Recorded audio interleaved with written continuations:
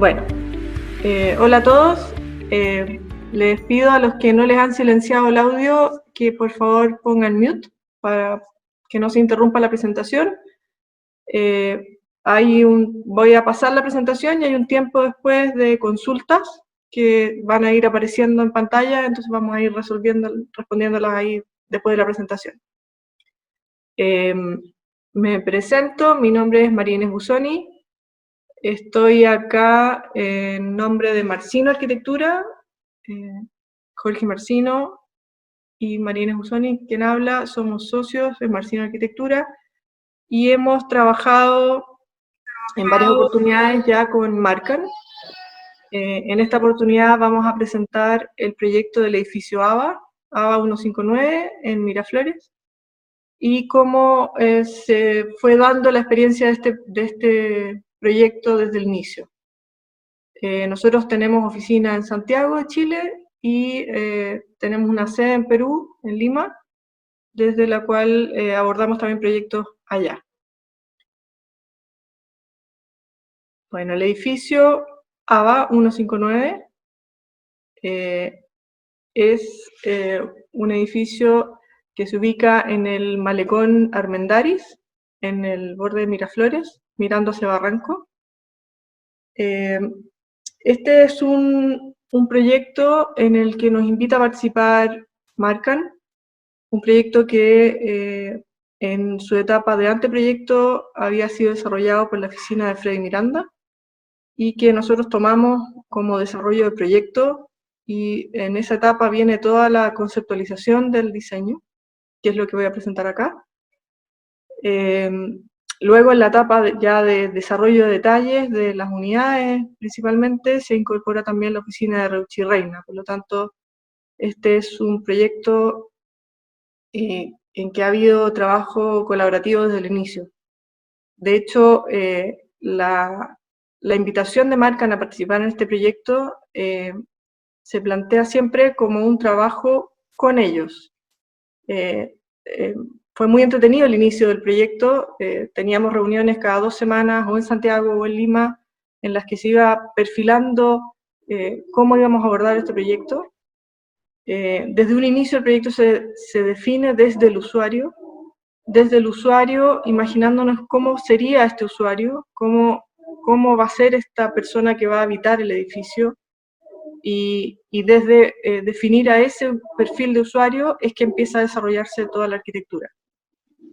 Entonces, bueno, partir hablando del emplazamiento que tiene el edificio. En la imagen de la izquierda pueden ver, estamos adosados a un edificio de menor altura que existía en el borde del malecón, un proyecto de Arambarú Menchaca, que tenía una impronta muy moderna, de base, cuerpo y remate, que se pierde luego cuando empiezan a aparecer en Miraflores estos murallones que empiezan a proteger las casas producto del terrorismo en Lima. Y entonces, de alguna manera, este edificio quiere hacer un homenaje al edificio de Arambarú Menchaca y retomar no solo de ese edificio, sino de lo que era la Miraflores moderna y abierta, este caminar por calles donde había más que muros, profundidades, ¿no? Entonces, vuelvo un poco atrás, la idea de este usuario que aparece como con un perfil muy claro, era un usuario urbano, un usuario cosmopolita, un usuario culto, al que le haría sentido esta vuelta a la Miraflores moderna y abierta. Entonces se plantea un edificio muy amable con el entorno, muy amable con el peatón, muy abierto en su primer piso, como se ve en la foto de la derecha, pero además también muy amable en su volumetría. No es un edificio entre medianeras, es un edificio que reconoce que tiene tres caras blandas, digamos, tres caras desde las cuales se puede ver no solo el borde del malecón, sino hay vistas a 360 grados, como vamos a ver después en la azotea. Bueno, Entonces, la estrategia urbana es una estrategia urbana, local y global. Local porque creemos que es propia de Miraflores, y global porque de alguna manera reconoce iniciativas que hemos visto todos en Argentina, en Buenos Aires, en Sao Paulo, en distintas capitales de América Latina, de edificios de carácter urbano abierto. Entonces, este es el emplazamiento del edificio, está frente al Parque Armendáriz, enfrentando Barranco. La ubicación es entre Avenida La Paz y el Parque Melitón Porras. Desde un inicio nos interesó mucho entender cuáles eran las vistas principales que podía tener este terreno, donde no había edificios de mayor altura. Cuando abordamos este proyecto, el edificio más alto de este frente era el edificio de Aramburu Menchaca, y cómo entonces podíamos hacernos cargo de las distintas vistas hacia el centro de Miraflores, hacia el malecón, hacia Barranco, hacia el interior. Del mismo modo, como ya lo había planteado, para nosotros es un referente importante el edificio de Aramburu Menchaca. Creíamos que este edificio debía hacerse cargo de respetar una volumetría que definía 8 pisos y luego subir al piso 17 o 18 de la azotea. No plantarse directamente con un edificio de altura que no respetara, que no tomara distancia de este edificio, reconociéndolo de esa manera como una puerta urbana. En la relación con la ciudad nos interesó siempre esta triple fachada que les planteaba antes, un edificio abierto, un edificio permeable, un edificio donde aparezca el sol y sombra y no sea simplemente un edificio entre medianeras. Para ello trabajamos en distintos modelos en 3D, en visualización 3D, y también modelos físicos que fuimos interviniendo. Fuimos trabajando la volumetría desde las primeras operaciones hasta llegar a la propuesta que se parece más a lo que finalmente desarrollamos, que es esta, donde nos interesaba que apareciera una cierta como variedad en la fachada, que es reflejo de la variedad que tiene el edificio en su interior. Que apareciera esa luz, sol y sombra, la luz proyectada, las terrazas que le dan profundidad, pero siempre en esta relación de armonía con el edificio que tiene al costado. En eso partimos hablando por la fachada, cómo es esta fachada que representa a este usuario cosmopolita y culto, urbano, y que le interesa la ciudad. Luego pasamos a ver cómo vive este usuario, cómo debiera definirse un interior para este nuevo habitar, o esta manera de habitar también sofisticada y también que tiene que ver con lo individual y lo colectivo. Y ahí exploramos, ya con una volumetría definida, exploramos las distintas opciones que teníamos de distribución de programas. Entonces se trabajó con unidades de cierto metraje que definían que podíamos tener en un mismo piso 4 hasta 5 unidades, porque hay algunas que son en dúplex, y en los pisos superiores podíamos tener hasta 3 unidades. De esa manera diferenciar como el tipo de usuario que es más familia, o el usuario que es pareja o persona sola, pero en distintos segmentos del edificio. Y otra cosa muy importante era, en eso es lo individual, pero también lo colectivo, el plantear el edificio como un edificio que pudiera, si bien es un edificio de vivienda, pudiera entregar a los usuarios las facilities de un hotel.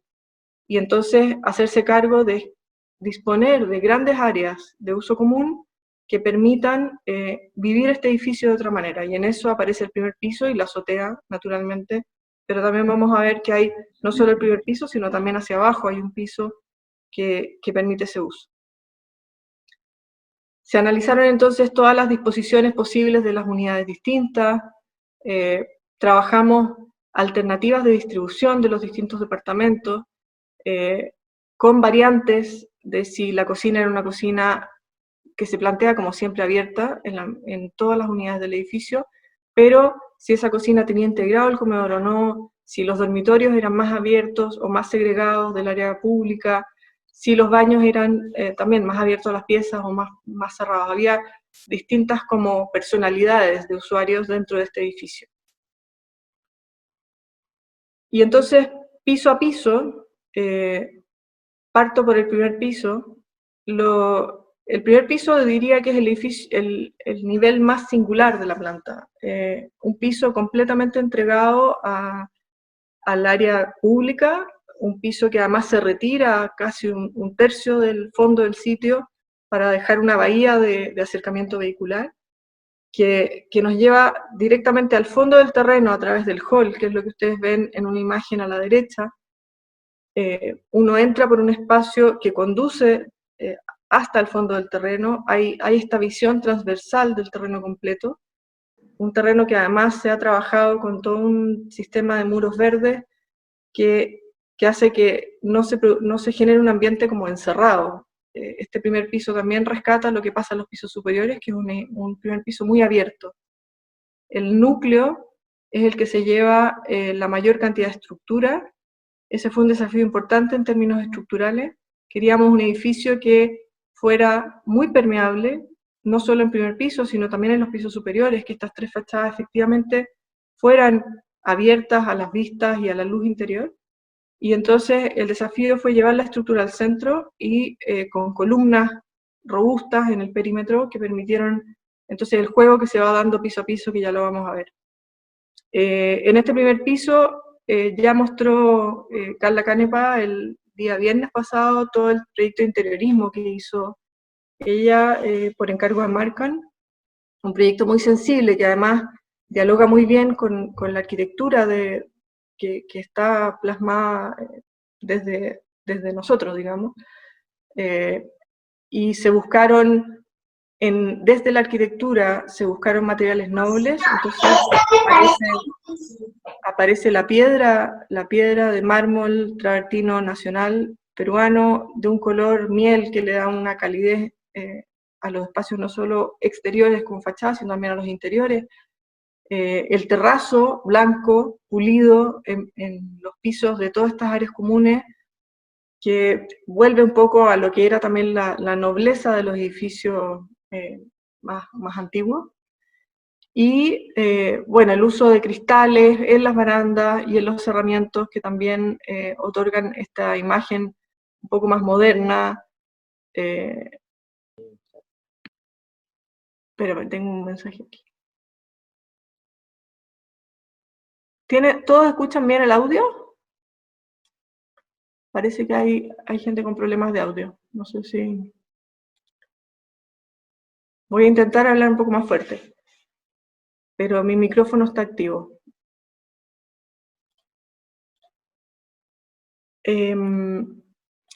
Bueno, entonces hablaba de este primer piso muy abierto, con materiales naturales, materiales nobles, que creemos que se combina notablemente con el mobiliario que se escogió. Vamos a ver después imágenes a mayor escala de lo que ya mostró Carla Canepa, pero que sin duda le otorga más valor a este espacio. Del primer piso interesaba que, a ver, la idea parte de las discusiones que tuvimos con Humberto y con Rodrigo al inicio del proyecto y con Karina Puente, que también participó activamente en este proyecto. La idea nuestra era que no sucediera todo en el primer piso y luego en un piso de azotea y en el resto del edificio no hubiera más vida. Durante el desarrollo del proyecto hubo ideas de poner áreas comunes en distintos niveles. Finalmente se privilegió que en el macizo de la torre, si había espacios de terraza o espacios de mayores áreas, como se da en el 8º piso, que el edificio se desplaza, entonces aparece una posibilidad de terraza, eso se otorgara a las residencias. Y entonces se concentró en el primer piso y en un -1, que es un -1 habitable, en que los jardines bajan también a darle vida a estos espacios, se generan más áreas comunes que luego se comunican con las áreas comunes que están en el piso 18. Entonces, en este -1 hay un gimnasio, hay una sala de pilates, hay un jardín exterior al que se puede salir, hay una piscina temperada, y entonces es un espacio que se baja naturalmente desde el primer piso y se relaciona también con él. Hay unos vacíos que conectan ambos niveles. No sé por qué se ve toda rayada la pantalla, no sé cómo hacer eso, eliminar eso. Bueno, los subterráneos es un edificio muy regular, la estructura, ya lo decía, está principalmente al centro, las columnas perimetrales, que son las que permiten la mayor apertura arriba, permitió también una ordenación muy racional de los estacionamientos abajo y de las instalaciones, lo que siempre se agradece desde el punto de vista constructivo. Vuelvo al primer piso para seguir hacia arriba. Entonces aquí empiezan a aparecer los pisos. Hay una primera planta que va del 2 al 7, donde el edificio no está completamente liberado de los medianeros. Entonces hay unas unidades que toman este volumen hacia abajo, que es el que se une al edificio Aramberó Menchaca. Y aquí ya empiezan a ver estas unidades que son singulares. En todas está la cocina como un área integrada, en todas hay una buena terraza como expansión del área de sala-comedor. Tenemos, en general, los dormitorios son más o menos del mismo tamaño. Hay un cierto estándar de dimensiones de recintos que se preservó independiente del tamaño de las unidades. Y en eso se trabajó uno a uno las unidades con todas sus singularidades. Y luego van a ver que cuando yo avanzo piso a piso, va cambiando la configuración además de las terrazas. Entonces eso obligaba a ir haciendo un diseño piso a piso de las soluciones de cada unidad.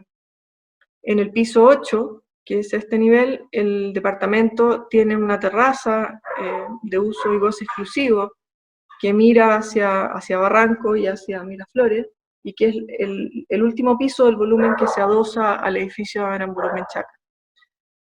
Luego hacia arriba la torre se libera en sus tres caras, siempre mantiene una cara más de medianero hacia arriba, hacia el oriente, digamos, pero donde también se genera un patio de luz que permite iluminar naturalmente los recintos de servicios que dan a eso. Las unidades entonces van cambiando también piso a piso, las profundidades de las terrazas, las longitudes de las terrazas, que tiene que ver con el trabajo de la fachada, que lo vamos a ver más adelante.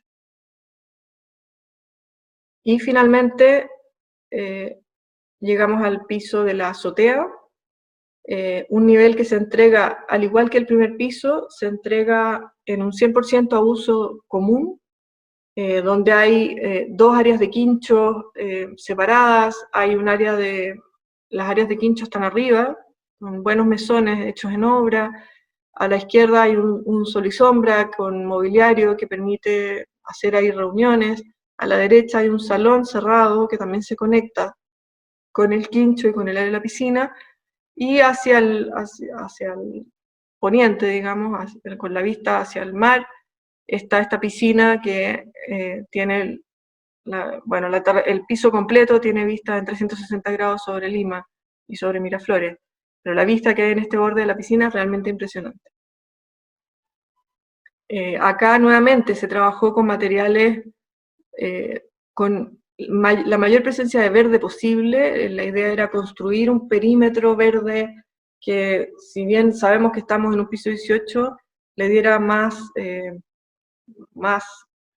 textura más natural, una textura más cercana, no sé, más blanda a este último piso del edificio, que suele ser más duro y más rígido.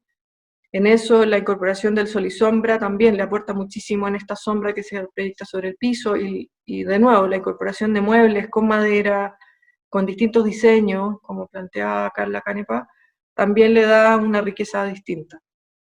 Hay algo que se da naturalmente en Lima, y es la posibilidad de tener estos jardines verticales y que viven con el ambiente natural de la ciudad. Bueno, luego respecto a la fachada, nos interesaba, y ya lo he comentado antes, el trabajo de la fachada como una fachada muy abierta, muy diversa, que ya lo veíamos desde los volúmenes iniciales que les mostré, estos volúmenes de Plumavit, que habíamos trabajado, los volúmenes 3D, donde no se reconozca una unidad repetitiva, sino que idealmente se vayan reconociendo las unidades singulares que van recorriendo la torre.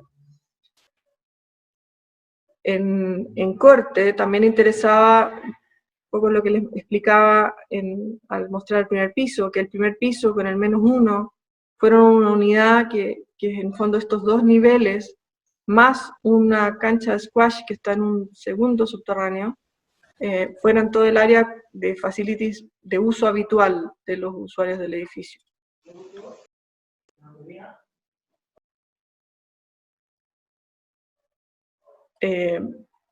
Bueno, las circulaciones verticales, algo que no he comentado, hay un núcleo de ascensores que recorre todo el edificio, pero al costado de ese núcleo de ascensores también hay un vacío vertical, un ducto de luz que conecta los distintos pisos, de manera que no son tampoco elementos segmentados, niveles segmentados, siempre hay esta búsqueda de relacionar los distintos pisos del edificio y entender que es una unidad total. Bueno, el espacio interior, esto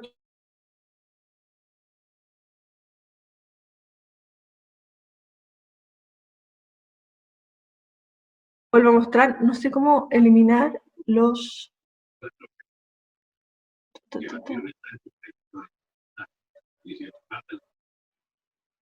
No sé cómo eliminar las rayas, bueno, ahí quedaron.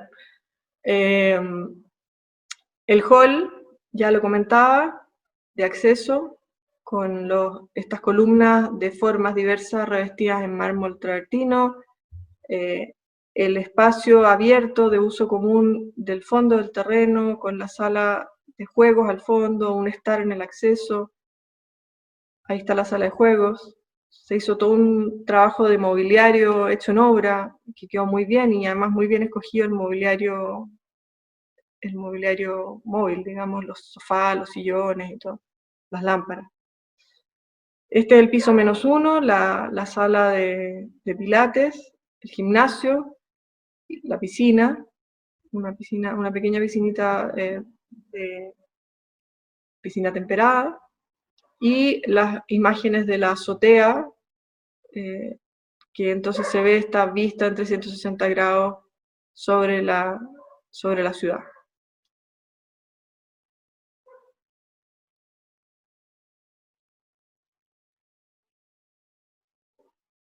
La sala cerrada, pero que es completamente cristalada. Estas son todas imágenes de recién inaugurado. Yo creo que los jardines habría que ver cómo están hoy día. Sería muy bonito ver cómo están hoy día. Bueno, eso es. No sé si me queda... no, creo que repasé todos los temas. Si tienen comentarios, feliz de responderlos, o las consultas.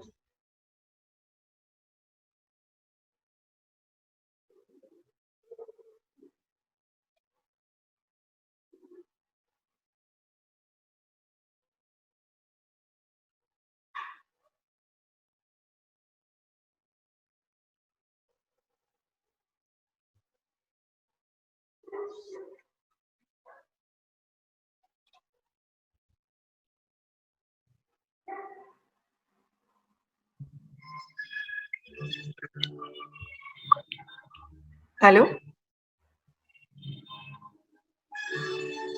No sé dónde aparecen las consultas, Juan Carlos.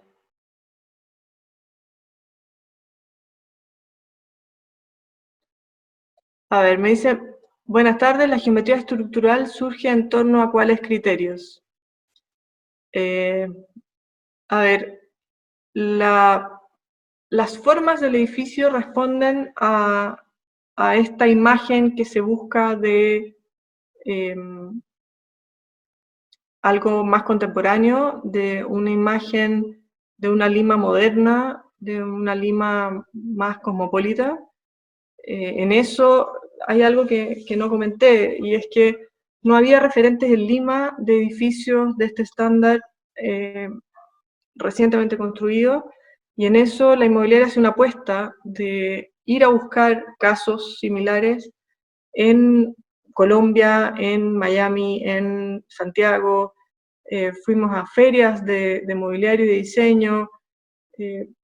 Respecto del manejo de la fachada, lo que se buscaba era una imagen más contemporánea, una imagen más ligera, una imagen donde este primer piso estuviera completamente liberado y los pisos superiores fueran muy ligeros también, muy abiertos. Y en eso es que hablaba que la estructura entonces se lleva al centro, separándose del modelo habitual de llevar los muros a los medianeros.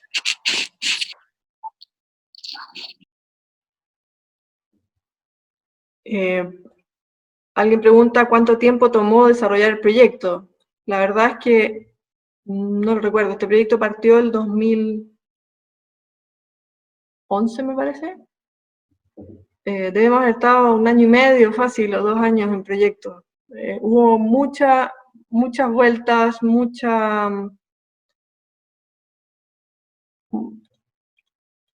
déjame ver si puedo borrar todas las cosas que están. Ya, todas las rayas. Hay alguien que está pidiendo que borre todas las rayas. El proyecto yo creo que nos tomó un par de años, desde que partimos hasta que finalmente partió la obra. Fue un proyecto muy conversado con Humberto, con Rodrigo, con Karina. En la oficina nuestra participó Jorge, Francisca Valenzuela. Fue un proyecto muy dialogado, muy trabajado en conjunto. Y luego cuando ya partió la obra, nos tocó también ir a terreno y todo. El proceso total no lo recuerdo, quizá alguien de marca me podría recordar, pero no tengo en la cabeza cuántos años duró. A ver, alguien más pregunta si contemplamos criterios bioclimáticos sostenibles o sostenibles para el diseño en general. A ver, lo que se buscó desde el punto de vista bioclimático, este edificio no es LEED, ni pretende ser un edificio como eficiente desde alguna certificación. Más bien, se buscaron ciertos criterios de control de la radiación directa desde la fachada. Hay equipos de clima incorporados en todas las unidades, pero están trabajados en unos nichos que tienen celosía hacia la fachada, y no se nota. Más bien se trabajó como ciertos criterios pasivos, más que algo certificable. El manejo, el uso de materiales locales, la piedra que es propia de Perú, y la incorporación de, como decía, ciertas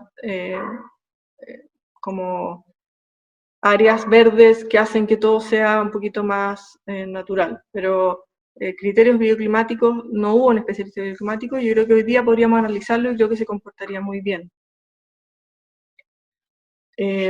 Alguien pregunta si... Hola, el mejor edificio de Lima, felicitaciones. Bueno, este edificio ganó un premio de Architizer Awards en la categoría de edificios de 14 pisos y más, que nos llena de orgullo a todos, a Marcan, a nosotros. Y eso no estaba, lo podríamos haber puesto también. La sala de máquinas del ascensor no se pudo minimizar su tamaño. ¿Y por qué no se jugó un poco con la arquitectura? Bueno, sí, la sala de máquinas siempre es un gran tema, la sala de máquinas y todas las instalaciones que van sobre la torre. La verdad que se intentó minimizar, pero eran las dimensiones mínimas que tenía, y hubo varias maneras, varias ideas de cómo intervenirlo, si se forraban piedras, si se pintaba blanco. Finalmente creo que fue una buena opción el pintarlo blanco y dejarlo como parte de los sol y sombra que hay en ese piso también.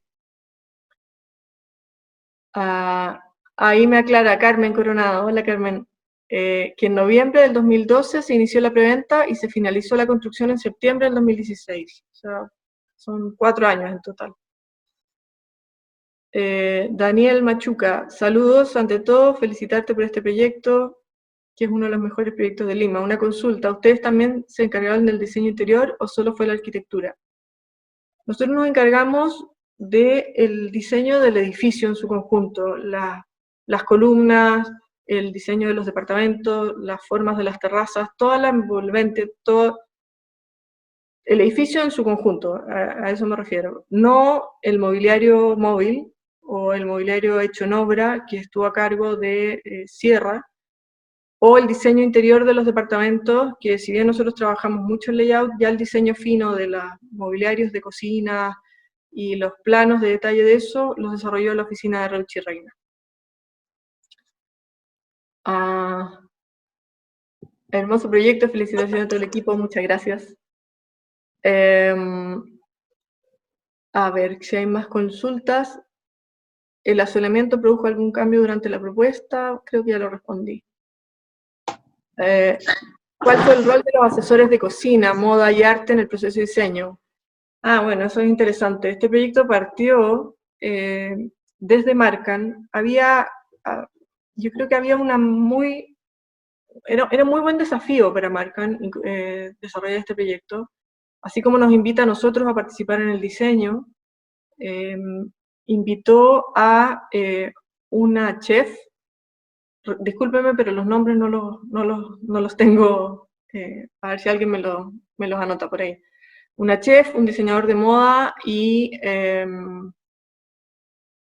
un artista, a que ellos, en el fondo, la chef apoyó en el diseño de las cocinas, el diseñador de moda en el diseño de los closets, y el artista, que me parece que era Marcelo Wong, pero no estoy segura, aportaba, sí, era Marcelo Wong, Sergio Dávila y Marcelo Wong, aportaba también como como en las áreas comunes del edificio. Pero no sé cuál fue realmente no sé si ellos llegaron al final del diseño. Me parece que fue más bien en el inicio de la campaña, y luego nosotros recibimos como los inputs de lo que ellos ya habían opinado. No nos tocó estar sentados sobre la mesa, pero sí a Marcan, a Humberto, a Rodrigo, o incluso a Karina. Yo creo que les tocó trabajar directamente con ellos. Ana Escudero es la chef.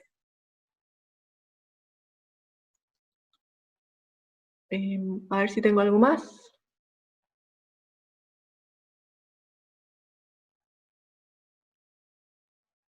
La geometría estructural, ¿cuánto tiempo tomó?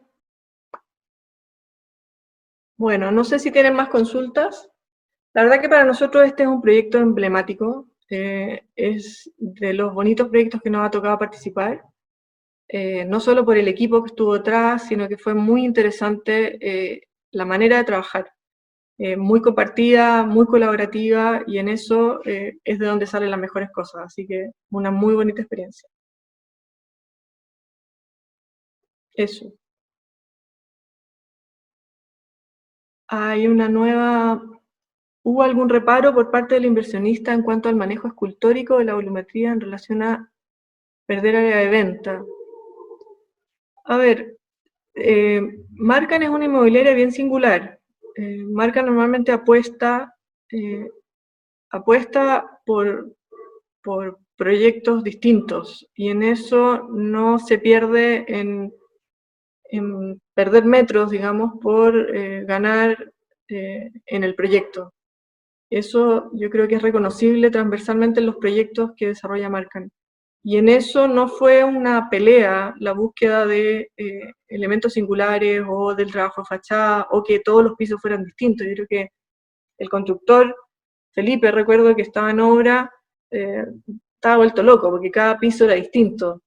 Pero finalmente el resultado es muy bonito, y la gente logra tener espacios. Su departamento es único y no es igual al de al lado, aunque la distribución sea parecida. Y en eso yo creo que hay una defensa que hizo siempre Marcan de este proyecto como algo especial.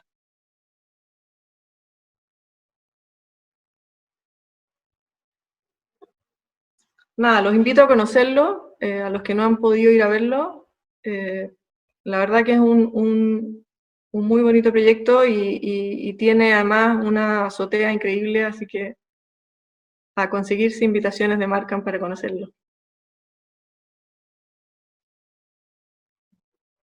Bueno, muchas gracias a todos y a seguir viendo los Mark and Talks, que vienen muy buenos esta semana. Chao, chao.